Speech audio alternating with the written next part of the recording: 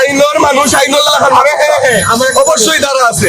আমার 1,80,000 টাকার বাইক আমি তো পাইছি, এখন খেয়ে দিব আমার এই গোবরিয়া। ভাই আমরা হিন্দু সম্প্রদায়ের মানুষ, আমরা এমনি অসহায়, এদেশে সংখ্যালঘু, তারপরও আমাদের উপর নির্বাচন আসলে আমাদের উপর হুমকি ধুমকি।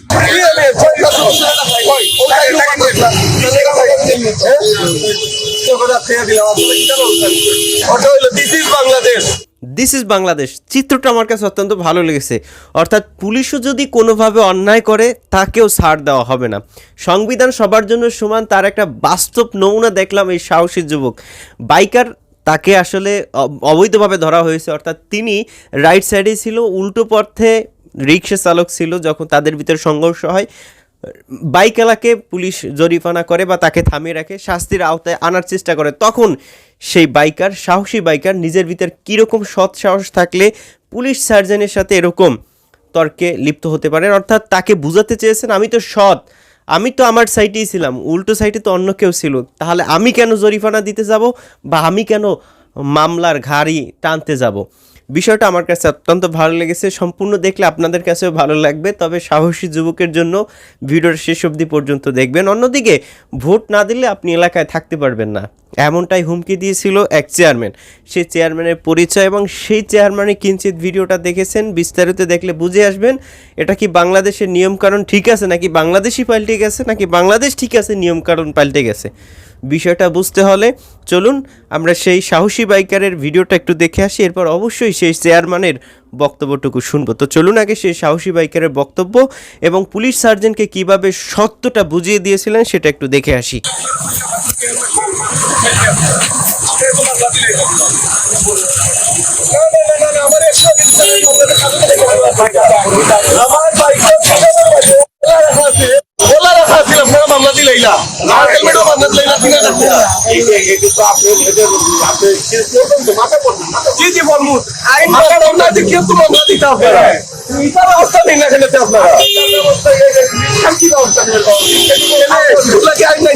আমি তো পাইছি, এখন খেয়ে দিব আমার এই গোবরিয়া। আমার বাইকের তো কোনো কাগজ নেই যে রিক্সার ব্যবস্থা আছে। আমার 1,80,000 টাকার বাইক ওগুলো যে স্পট চালাইলো রিক্সা, রিক্সাগুলো বিশাল নাই। আপনি করে ইয়ে দিলে চলে যাই আঙ্কেল, আমরা এলে পাবো রিক্সা এলে চলে যাই। তোমার রিক্সা আর অনেক পার্থক্য না, কিতা পার্থক্য আঙ্কেল? কোনটা অ্যাক্সিডেন্ট কাগজ আছে? হ্যাঁ, রিক্সা কি কোনো কাগজ? আপনারা কোনো ব্যবস্থা নিতে পারছেন না? রিক্সা এলে আপনারা কোনো ব্যবস্থা নাই? অটো রিক্সা এলে ভালো না। আইনর মানুষ আইনর অবশ্যই দ্বারা আছে। আরে বাবা আপনি তো আপনারা সিজ করতে পারেন না, রিক্সা সিজ করতে পারেন না? আপনারা আমরা সিজ করতে পারি, কোনটা পারি না যেটা ম্যাক্সিম লাগানো ওইটা আমরা সিজ করতে পারি, পারেন না আপনারা? অ্যাক্সিডেন্ট তো করে থাকতে না অবশ্যই। আপনার ভালো অ্যাক্সিডেন্ট সামনে আমার আছে, আপনার সদস্যের সামনে আমার লোক অ্যাক্সিডেন্ট হয়েছে, আপনারা কি যাবে অবস্থা নিচ্ছেন? আপনার আমি আনছি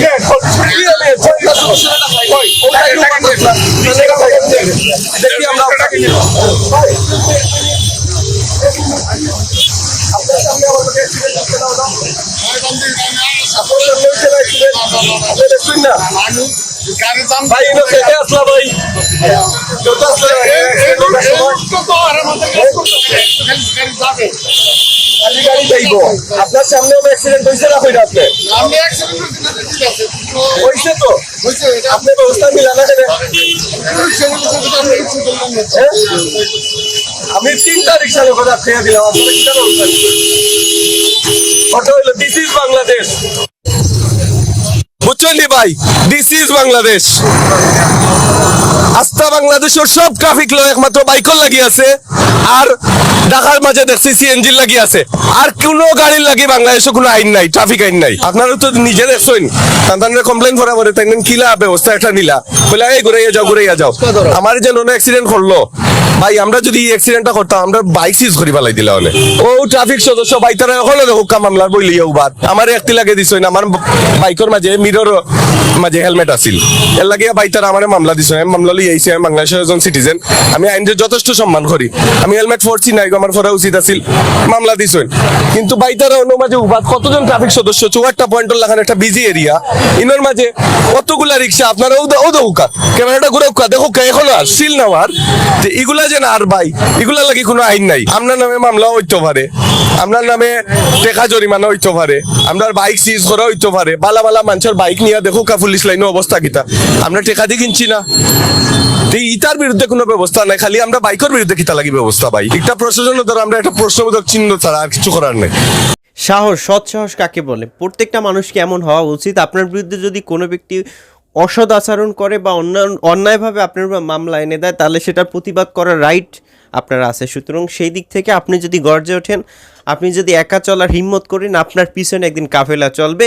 আপনি শুধু সাহস করে সে অসত্যের এবং সেই অন্যটার প্রতিবাদ করুন, দেখবেন আপনার পিছনে 16 কোটি মানুষ এগিয়ে আসবে। শুধু আপনার হিম্মতটা দরকার। তো চলুন এবার সেই হিম্মতের একটা অবনতি আমরা দেখে আসি। ভোট না দিলে আপনি এলাকায় থাকতে পারবেন না, এলাকায় আপনার কোনো খানা নাই, আর ভোটটা দিতে হবে নির্দিষ্ট মার্কায়। মার্কাটা বললাম না, চলুন ভিডিও থেকেই সেটা একটু জেনে আসি। ভাই আমরা হিন্দু সম্প্রদায়ের মানুষ, আমরা এমনি অসহায়। আমরা এদেশে সংখ্যালঘু, আমরা খুব শোকাহত, কষ্টে জীবনযাপন করছি। তারপরও আমাদের উপর নির্বাচন আসলে আমাদের উপর হুমকি এবং হিন্দুদের উপর কেন জানি চাপ। আর হিন্দু হলো 5% বা 6% হিন্দু বাংলাদেশে বসবাস করে, কিন্তু হিন্দুদের ভোট নিয়ে এত টানা হাসরা কেন? কিন্তু নৌকার প্রার্থী এবারে আমাদের কেন জানি আমাদের হিন্দু এলাকায় কেন জানি আমাদের চাপ সৃষ্টি করতেছে। আমরা কিন্তু অসহায়, আমরা কিন্তু কারো পক্ষে এবং বিপক্ষে যাচ্ছি না। আমরা নিরীহ মানুষ, আমরা শান্তিপূর্ণভাবে এলাকায় বসবাস করতে চাই। আজকে গড্ডিমারি থেকে শ্যামল এসে আমাদের হিন্দু পাড়ায় ঘুরি এবং কিছু ছেলেপেলে নিয়ে এসে বাইরে নিয়ে এসে আমাদের পাড়াতে হুমকি ধুমকি দিচ্ছে। এরা নাকি গরু খাওয়া হিন্দু, এরা নৌকায় ভোট দেয় না, মানে নৌকায় আমরা ভোট দেই কিনা ওরা কিভাবে জানে? এটা কেন এই ভাষাটা আমাদেরকে বললো? এইটার আমরা সুষ্ঠু বিচার চাই এবং আমরা এটার থানায় অভিযোগ দিলাম, এটার জন্য একটা সুস্থ বিচার হয়। ঘটনার সাথে বজেন্দ্রনাথ যে এজাহার থানায় দিয়েছে আমাকে আমরা আসামি করে ভিত্তি।